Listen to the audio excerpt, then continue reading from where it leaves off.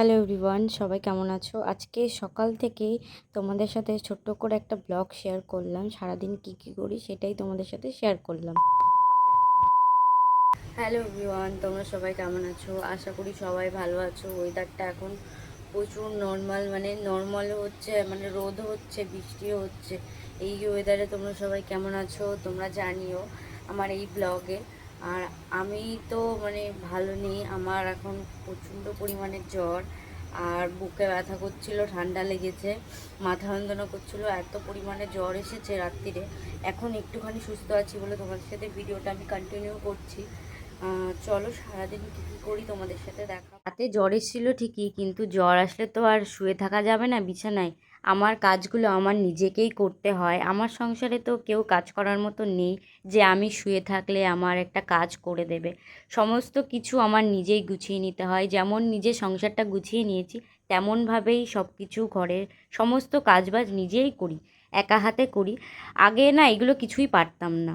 যাই হোক, দেখো বাইরের ওয়েদারটা খুব বাজে। এই ওয়েদারের কারণে না জ্বর হচ্ছে। বিকালে ঠিক বৃষ্টি হচ্ছে আর সকালে একটু রোদ দিচ্ছে। তারপর ভাবলাম যে না, ঘরটা গুছিয়ে নিই। রাত্রিরে তো জ্বর ছিল, কিন্তু ভাবিনি যে সকালেও উঠে একটু সুস্থ হয়ে যাব। তো সুস্থ হয়ে গেছি যখন, আর তো বসে থাকা যাবে না, সমস্ত কিছু গুছিয়ে নেব সুন্দর করে। তো ঘরটা গুছিয়ে নেওয়ার পরে না বাইরে মানে আদার্স যেই জায়গাগুলো ছিল, এই জায়গাগুলো সব আমার মানে কসমেটিক্স সমস্ত কিছু আরও নানা রকম জিনিস থাকে, সেইগুলোই সুন্দর করে গুছিয়ে নিয়েছিলাম। কারণ যতটা পারি ততটা গুছিয়েছি। আমার আগেই বললাম যে কেউ করে দেবে না। আগে যেহেতু আমার হাজব্যান্ড সব কিছু আমাকে একটু গুছিয়ে শিখিয়ে পড়িয়ে দিত, ওর থেকেই আমার সমস্ত কাজ শেখা। আমি আগে এত কিছু পারতাম না। আমার বিয়ে হয়েছিল ঠিক 18 বছরে। তখন না অনেকটাই ছোট ছিলাম, এত কিছু বুঝতাম না, পারতাম না। ও তখন থেকেই আমাকে শিখিয়ে পড়িয়ে নিয়েছে। তো এখন তার জন্য সুন্দর করে সব কিছু গুছিয়ে নিয়েছি। তো বেসিনের বাসনটা মেজে না এদিকে কোটোগুলো না খুব মানে নোংরা হয়েছিল, মশলার কোটোগুলো, সেইগুলোই সুন্দর করে পরিষ্কার করবো ভেবেছিলাম। তো প্রথমেই সব কিছু বের করে নিয়েছি কোটোগুলো। এবার ন্যাকড়া দিয়ে মুছে তারপরেই না এটার মধ্যে ভরবো।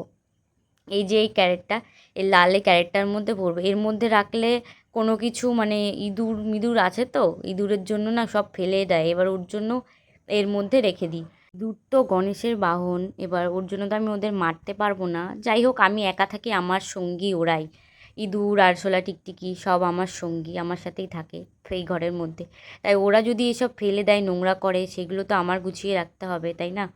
গ্যাসের টেবিলটা সুন্দর করে মুছিয়ে নিয়েছিলাম। আজকে আমার দুপুরে রান্না ছিল না। আজকে আমার যার বোন এসেছিল বলে আমাকে নিচেই খেতে বলেছিল, সেজন্য আমি সব কিছু গুছিয়ে নিয়েছি সুন্দর করে, মানে গ্যাস ট্যাস মেজে পরিষ্কার করে রেখেছি। না হলে আমি না রান্নার পরেই গ্যাসটা মাজতাম, তারপরে বাসনগুলো মেজে নিয়েছি, গ্যাসটাও সুন্দর করে পরিষ্কার করে গুছিয়ে নিয়েছি। সকালে উঠে বিছানা ঝেড়ে তারপরে গ্যাস ট্যাস মুছে বাসন টাসন মেজে না আমি ঘরটা ঝাড় দিতে আসি। আর জানি না কেন আমার এই প্রবলেমটা, যে সমস্ত কিছু আগে গুছিয়ে নিয়ে তারপরেই লাস্টে ঘরটা ঝাড় দেবো। তারপরে নিচে এই নোংরাগুলো পড়বে, যা আমি উপরে থাকি, তোমরা হয়তো বুঝতেই পেরেছো, শেয়ারও করেছি তোমাদের সাথে। সেই নিচে পড়বে, সেই জায়গাটাও ঝাড় দিতে হবে। ওর জন্য বাসি ঘরটা আগে ঝাড় দিয়ে তারপরে আমি উঠোনটা ঝাড় দিই, কারণ এই বাসি ঘরের নোংরাগুলোও তো ঘরে থাকে এবং ঘরটাও তো বাসি হয়। তারপর স্নান টান করে সোজা চলে এসেছি পুজো দিতে। এই যে জবা ফুলটা দেখছো, এটা হচ্ছে আমার গাছের জবা। তোমরা আবার কেউ ভেবো না যেটা পদ্ম ফুল, এটা হচ্ছে অনেকগুলো পাপড়ির যেই জবা ফুলটা হয় না, সেটা। এটা হচ্ছে অরেঞ্জ কালার জবা ফুল। তো আজকের মেনুতে ছিল চাল কুমড়োর ঘন্ট আর হচ্ছে চিকেন। তো আমার এখন না চিকেন খেতে খুবই ভালো লাগে, জানি না কেন। তারপর বিকালবেলার দিকে 3:30 4টের দিকে আমরা একটু আম মাখা খেতে ইচ্ছা করছিল। মানে এই গরমে একটু আম মাখা খেতে খুবই ভালো লাগে। দুপুরে খেতে হয়, যেটা আমরা বিকেলে খাচ্ছিলাম সবাই মিলে। এটা নিচে নিয়ে গিয়ে খেয়েছিলাম সবাই মিলে। তার খাওয়া দাওয়ার পরে সন্ধেবেলা একটু সন্ধ্যা দিয়ে নিয়েছিলাম, সারা ঘরে ধূপ দেখিয়ে সন্ধ্যা দিয়েছিলাম। বিকালে আবার দোকানে গিয়ে একটু দুধ আর বিস্কুট এনেছিলাম, যে চা খাবো বলে। এই যে বাসন, এখান থেকে বাসনটা, চার বাসনটা নিয়েই আমি চাটা করব। আর এই যে চা পাতাটা দেখতে পাচ্ছ, এটা হচ্ছে দার্জিলিং টি, মিল্ক টি। এটা হচ্ছে দুধ দিয়ে এই চা পাতাটা বানালে খুব টেস্টি হয়, এবং এই সবুজ কালার দুধের প্যাকেটটা দিয়ে বানালে খুবই টেস্টি হয়। এটা আমাকে দার্জিলিং থেকে এনে দিয়েছিল আমার চা রেডি। তো রাত্রে একটু খাবার করেছিলাম ও বাড়ি আসবে বলে। তো ভিডিওটা ভালো লাগলে like comment share and subscribe করে দাও। আর তোমরা খুব ভালো থেকো।